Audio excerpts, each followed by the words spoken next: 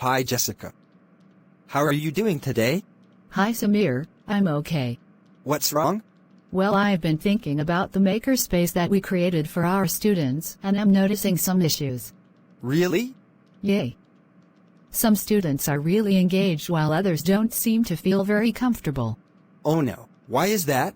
Well, I know that the makerspace is new to some of our students, so I thought maybe that was why they weren't feeling comfortable.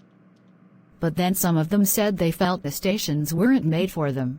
But stations and technologies aren't made for any one person in particular. That's what I thought as well, so I did some research and came across a really insightful article by Hannah Kai which talked about culturally responsive pedagogy or CRP. What is culturally responsive pedagogy? It means acknowledging that every student has a unique learning style and that the differences are influenced by language, family dynamics, and cultural identity. Right. And so Hannah Kai's report mentions that it is essential to use CRP as a framework to design inclusive and equitable makerspaces that highlight ethnic diversity. Well, that makes sense. I guess we didn't evaluate what our students may already be exposed to through their families and backgrounds when creating the makerspace. Absolutely. And Kai also talks about multicultural science education as a culturally responsive approach to give marginalized groups equal opportunity to pursue sciences and engineering. Wow, Jessica. It looks like we need to make some changes to how we approach a makerspace. We really do, Samir. The low occurrence of CRP tenets in makerspaces, and their websites, needs to be addressed by educating maker teachers, like us. So how can makerspaces be meaningfully guided by culturally responsive pedagogies? It's something we need to think about. Hi Jessica. Hi Samir.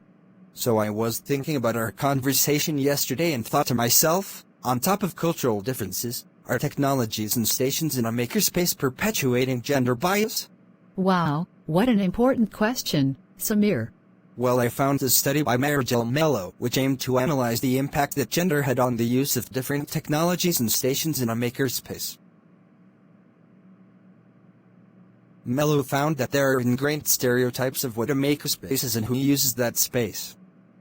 The average participants being educated, handy, middle-aged men. Oh wow, and that makes sense as to why our students are not feeling comfortable. Yes. And Mello noted that makerspaces are more welcoming to men than women. Wow.